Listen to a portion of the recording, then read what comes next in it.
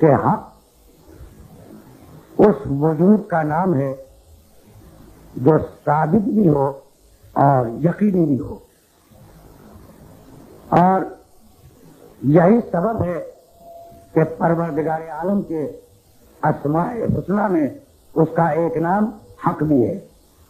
وَيَعْلَمُونَ أَنَّ اللَّهَ هُوَ الْحَقُّ الْمُبِينُ، ساری دنیا جانتی ہے کہ اللہ کھلا ہوا حق ہے۔ یعنی بتانا یہ تھا کہ اللہ ایک مسلم حقیقت ہے، وہ خیال و تصور کی پیداوار نہیں ہے، اسے کسی انسانی ذہن نے تخلیق نہیں کیا بلکہ انسانی ذہن کو اس نے تخلیق کیا ہے۔ وہ ذات مقدس جو حق ہے، سارے حقوق اسی کے لیے مخصوص ہیں۔ بنیادی حق اللہ کا، اور جب اس نے بندوں کو خلق کیا تو بندوں کے وجود کے تقاضوں کے اعتبار سے کچھ حقوق متعین کیے۔ پہلا حق اللہ، دوسرا حق العباد، بندوں کا۔ کل کی تفصیل کر رہا ہوں اپنے سننے والوں کی خدمت میں۔ تو بنیادی حق اللہ کا ہے، ثانی حق بندوں کا ہے کہ بندہ دوسرے بندے کے ساتھ، انسان دوسرے انسان کے ساتھ کس قسم کا رشتہ استوار کرے۔ عجیب بات ہے، عجیب بات ہے کہ پوری تاریخ انسانیت اٹھا کے دیکھ لو، پوری تاریخ انسانیت، ہندو سماج میں انسانی حقوق کا کوئی تصور نہیں ہے، چین کی تہذیب میں حقوق انسان کا کوئی تصور نہیں ہے، افریقہ کے معاشرے میں حقوق انسانی کا کوئی تصور نہیں ہے۔ حال تو یہ ہے کہ وہ دین جو الہامی ہے، یہودیت، یہودی سماج میں عیسیٰ علیہ السلام کے 2700 سال بعد انسانی حقوق کا تصور آیا۔ بھائی عجیب بات ہے جو اپنے سننے والوں کو پہنچانا چاہ رہا ہوں۔ یعنی دین یہود میں کلیم اللہ کے گزرنے کے 2700 برس بعد انسانی حقوق کا منشور تیار ہوا، اور عیسائی سماج میں عیسیٰ علیہ السلام کے آسمان پہ اٹھائے لے جانے کے 1700 بعد انسانی حقوق کا منشور تیار ہوا۔ اگر پہلے سے ان مذہبوں کے پاس منشور حقوق انسانی ہوتا تو ہیومن رائٹس کا چارٹر بنانے کی ضرورت کیا تھی؟ اگر ان قوموں کے پاس پہلے سے حقوق انسانی کا کوئی منشور ہوتا تو کیا ضرورت تھی؟ 17ویں صدی میں منشور حقوق انسانی پہ گفتگو کی جائے اور اب تک مسلسل ہو رہی ہے۔ بھائی یہ تمہاری تہذیب ہے، اور میرا نبی، بھائی عجیب مرحلہ فکر ہے، میرا نبی اس نے اعلان نبوت کیا، اور اعلان نبوت کے بعد جب کچھ کلمہ گو پیدا ہو گئے تو ایک کو دوسرے کا بھائی بنا لیا تاکہ بھائی کے حقوق سامنے آ جائے۔ پیغمبر نے 2 مرتبہ اخوت کے نظام کو جاری کیا، ایک مرتبہ مکے میں، ایک مرتبہ مدینے میں۔ بڑی توجہ درکار ہے اس مرحلے پر۔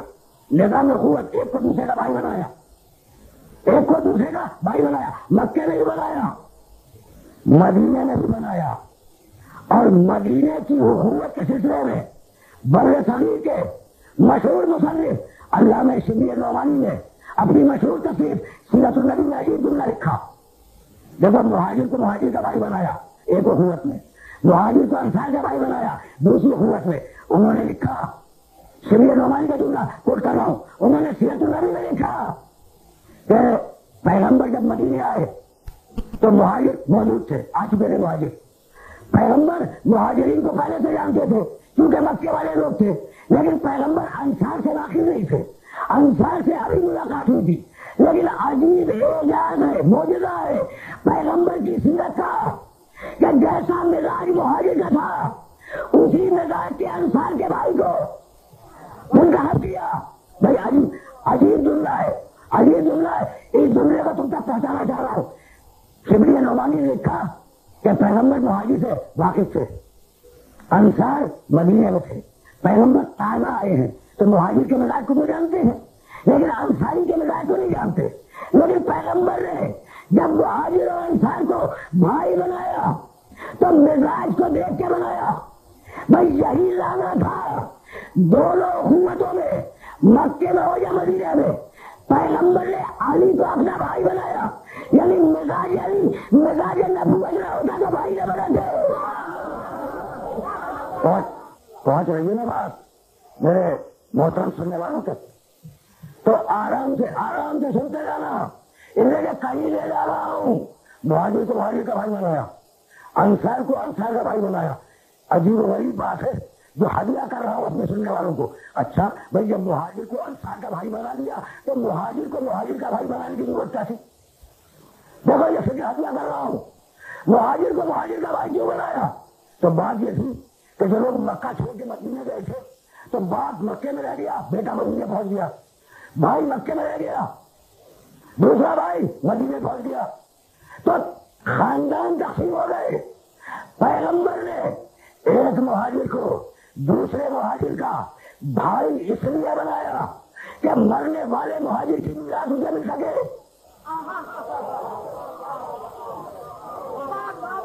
جاؤ جاؤ تاریخ اسلام پہ جتنی کتابیں لکھی گئی ہیں ان ساری کتابوں میں واقعہ اخوت کو دیکھ لینا۔ پھر سننا رسول نے مہاجر کو مہاجر کا بھائی کیوں بنایا؟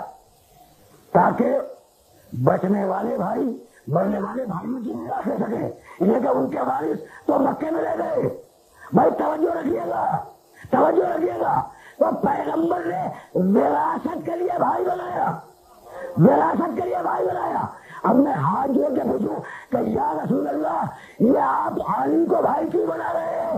اس لیے کہ نبی نے وراثت لیتا ہے نہ وراثت دیتا ہے؟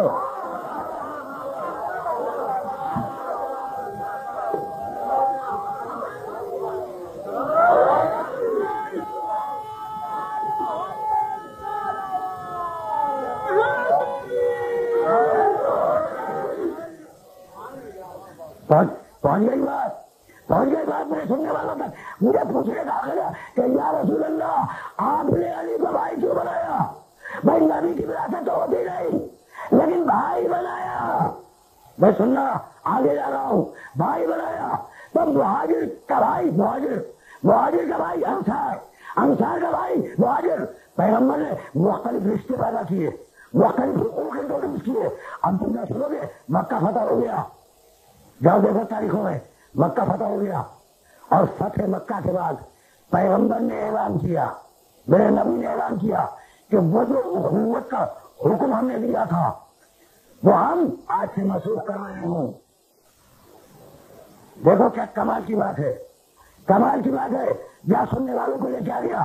یعنی جب بھائی بنا دیا تو مرنے والے بھائیوں کا مال پیسہ زندہ بھائیوں کو مل رہا تھا، وہ جو بھائی بنائے گئے تھے۔ اور اب فتح مکہ کے بعد پیغمبر نے اعلان کیا کہ اب آج سے حکم و اخوت نہ اب کوئی بھائی کسی بھائی کی میراث نہیں پائے گا، آج سے کوئی کسی کا بھائی نہیں۔ بھائی توجہ رہے، تو ساری اخوتیں منسوخ کر دی پیغمبر نے، سوائے علی کے۔ رکے رہنا سارے سب تھے نا، فلاں کا بھائی ہے، فلاں کا بھائی ہے۔ پیغمبر فتح مکہ پر کہہ رہے ہیں کہ آج سے اخوتیں ختم کر دی، آج سے میں نے حکم اخوت منسوخ کر دیا۔ اب یہ جملہ میں کہہ رہا ہوں سوائے علی کے۔ تو اب تمہیں حق ہے نا کہ دلیل پوچھو کہ بھائی جب سب کی اخوت منسوخ ہو گئی تو یہ علی بھائی کیسے رہ گئے؟ تو جملہ سناؤ، رسول نے کہا تھا یا علی انت اخی فی الدنیا والآخرہ۔